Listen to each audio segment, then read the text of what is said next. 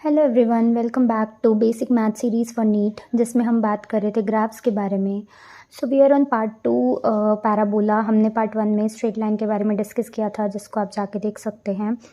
And इस वाले part में हम बात करेंगे पैराबोला की। तो सबसे पहले पैराबोला की बेसिक इक्वेशन क्या होती है। तो दो तरह की इक्वेशंस होती हैं पैराबोला में, और उसको हम डिफाइन करेंगे कि किस ग्राफ में कौन सी इक्वेशन यूज़ होगी हमारे पास। तो अगर हम फर्स्ट ग्राफ को ऑब्जर्व करते हैं तो हम देख पा रहे हैं कि पैराबोला की शेप किस तरह से, और ये शेप्स सब में सेम है, बस किसी में इन्वर्टेड पैराबोला है, किसी में शेप इस तरफ से एक्स एक्सिस की तरफ है, किसी में वाई एक्सिस की तरफ है इसका मुंह। तो इसमें क्या क्या डिफरेंस आ रहा है कि क्यों इसका जो फेस है वो यहाँ पे एक्स एक्सिस की तरफ है और क्यों यहाँ पे वाई एक्सिस की तरफ है, और इनमें क्या डिफरेंस आ रहा है बेसिकली। तो अगर हम फर्स्ट ग्राफ की बात करते हैं तो हम ये कह सकते हैं कि जो एक्स एक्सिस की सारी वैल्यूज़ हैं वो इस ग्राफ के अकॉर्डिंग ओनली पॉजिटिव है। लेकिन अगर मैं वाई की बात करूँ तो वाई पॉजिटिव भी है इधर और वाई नेगेटिव भी है। तो कोई ऐसी वैल्यूज़ होंगी किसी पर्टिकुलर पॉइंट पे, ऐसे दो पॉइंट्स हमें मिलेंगे कि वाई की एक वैल्यू के लिए सपोज़ यहाँ पे +3 आ रहा है और यहाँ पे हमारे पास -3 आ रहा है, लेकिन x की वैल्यू हमें सिमिलर मिल रही है दोनों में, राइट। तो इट मीन्स कि हम क्या कह सकते हैं कि y के लिए ये क्या है, दोनों वैल्यूज़ पे सेटिस्फाई हो रहा है। तो हमने ये देखना है कि जिस तरफ इसका फेस है वो उसकी पावर तो आएगी लीनियर, यानी x की पावर तो 1 रहने वाली है, ठीक है, और y की पावर रहने वाली है 2, क्योंकि चाहे हम 3 का स्क्वायर करें चाहे हम -3 का स्क्वायर करें एक ही बात है।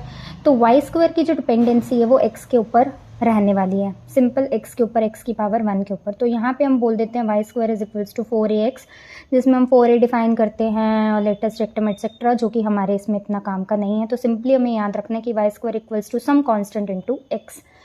इसी तरह अगर हम इसमें देखते हैं तो इसमें हम क्या कहेंगे कि हमारे पास x y की only positive values and x की नेगेटिव एंड पॉजिटिव दोनों हैं।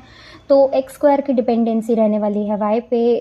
सेम वे में x square is equals to 4ay हम डिफाइन कर देते हैं कि सम कांस्टेंट इनटू y। अब इसके अंदर और इसके अंदर बस इसमें क्या है, नेगेटिव साइन आ जाएगा, बिकॉज यहाँ पे हम सिर्फ x की नेगेटिव वैल्यूज़ की बात कर रहे हैं। तो y square equals to -4ax, और यहाँ पे हम कह देते हैं कि अगेन नेगेटिव वैल्यूज़, तो x square equals to -4ay। तो इस तरह से हमें सिंपल में पैराबोला की एक तो पहचान होनी चाहिए ग्राफ की कि किस क्या इसकी शेप रहेगी। दूसरी चीज़ ये है कि जब भी हमारे पास एक वेरिएबल की पावर हो 2 और दूसरे वेरिएबल की पावर हो 1, तो हमें हमेशा जो ग्राफ मिलेगा वो क्या मिलेगा, पैराबोला शेप में मिलेगा। अब इसका मेन यूज़ जो हमें सबसे पहले देखने को मिलता है वो कहाँ मिलता है कि हम न्यूटन की सेकंड इक्वेशन की बात करते हैं। तो न्यूटन की जो सेकंड इक्वेशन हमारे पास आती है वो क्या है, s is equals to ut plus half at square, right. तो अगर हम कहें कि हमारा जो मोशन था इनिशियली, यानी u इक्वल्स टू अगर हमारे पास 0 था तो s इक्वल्स टू क्या आ रहा है, हाफ at स्क्वायर आ रहा है। तो इसमें हम एक चीज़ देख सकते हैं कि क्योंकि ये इक्वेशंस हमेशा यूनिफॉर्मली एक्सेलरेटेड मोशन में लगता है, तो a तो हमारे पास कांस्टेंट है, ये भी कांस्टेंट है, तो ये पूरा एक कांस्टेंट बन गया सम कांस्टेंट के, और s हमारे पास वेरिएबल है, टाइम भी वेरिएबल है, तो s की डिपेंडेंसी किसके ऊपर है, t स्क्वायर के ऊपर।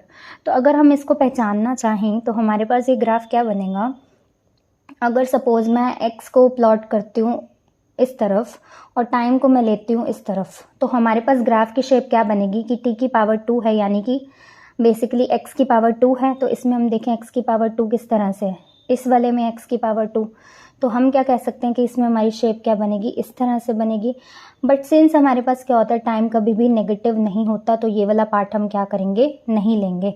तो सिंपली हम ये वाले पार्ट को क्या लेने वाले हैं, नहीं लेने वाले हैं, और हम सिर्फ कितना पार्ट लेंगे, इतना पार्ट हम कंसिडर करेंगे ओनली, क्योंकि टाइम हमेशा हमारे पास क्या रहता है, पॉजिटिव रहता है। तो इससे हम क्या निकाल सकते हैं, इसका ग्राफ की बात कर सकते हैं। ऑल्सो इससे हम ये कह सकते हैं कि हमारे पास जो इसका जो कर्व रहेगा वो किस तरह से रहेगा, डिपेंडेंसी क्या रहेगी, शेप क्या रहेगी।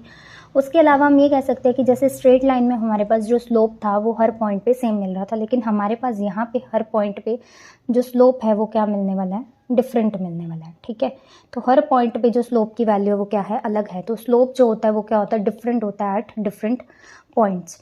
इसके अलावा हमें जो एक इक्वेशन मिलती है, पैराबोला वाली शेप मिलती है, वो हमें मोशन इन, जब हम 2D की बात करते हैं तब हम क्या कहते हैं, प्रोजेक्टाइल मोशन की बात करते हैं, और हम कहते हैं कि हम किसी वेलोसिटी से उसको फेंक रहे हैं विद द ग्राउंड, जो एंगल बना रहा है थीटा, यानी कि थीटा एंगल पे ग्राउंड के साथ हम उसे किसी वेलोसिटी u के साथ थ्रो कर रहे हैं, प्रोजेक्ट कर रहे हैं। तो उसमें जो हमें कर्व मिलता है उसके पाथ का, वो एक इन्वर्टेड पैराबोला की शेप में मिलता है, और इसका हम प्रूफ भी अच्छा खासा देखते हैं कि जब हम इसके लिए एक इक्वेशन बनाते हैं तो थोड़ा बहुत हम इक्वेशंस को मॉडिफाई करके यही S is equals to U T plus half A T square में हम इसको मॉडिफाई करके एक्स एक्सिस के लिए और वाई एक्सिस के लिए हम अलग से इसमें इक्वेशंस बनाते हैं और हम उसको पूरा जब सॉल्व करते हैं, जो एक मतलब जिस पे एक अलग से और वीडियो बन सकती है, पूरी वो 4-5 मिनट की डेरिवेशन है। तो उसके अंदर आप लोग अगर ऑब्जर्व करेंगे कि उस इक्वेशन के अंदर जो डिपेंडेंसी आ रही है बेसिकली वो किस तरह से है, तो वो जो डिपेंडेंसी रहती है वो एक की पावर तो रहती है 1 और दूसरे की पावर क्या रहती है हमारे पास 2 रहती है, राइट। तो उससे हम क्या कह सकते हैं कि उससे हम बेसिकली उसे प्रूव करते हैं कि हमें क्या मिलेगा, इसमें पैराबोला मिलेगा। सो इस तरह से और भी आगे हमें पैराबोलास का कहीं ना कहीं यूज़, बट मेजरली जो हमें यूज़ देखने को मिलता है वो स्टार्टिंग के चैप्टर्स में मिलता है। तो अगर आपको ऐसा लगता है कि कहीं पे कि इसका और अच्छे से पैराबोला का और यूज़ कहीं पे हमें दिखने को मिल रहा है, तो do comment about that topic, will make another video on that, and till then stay tuned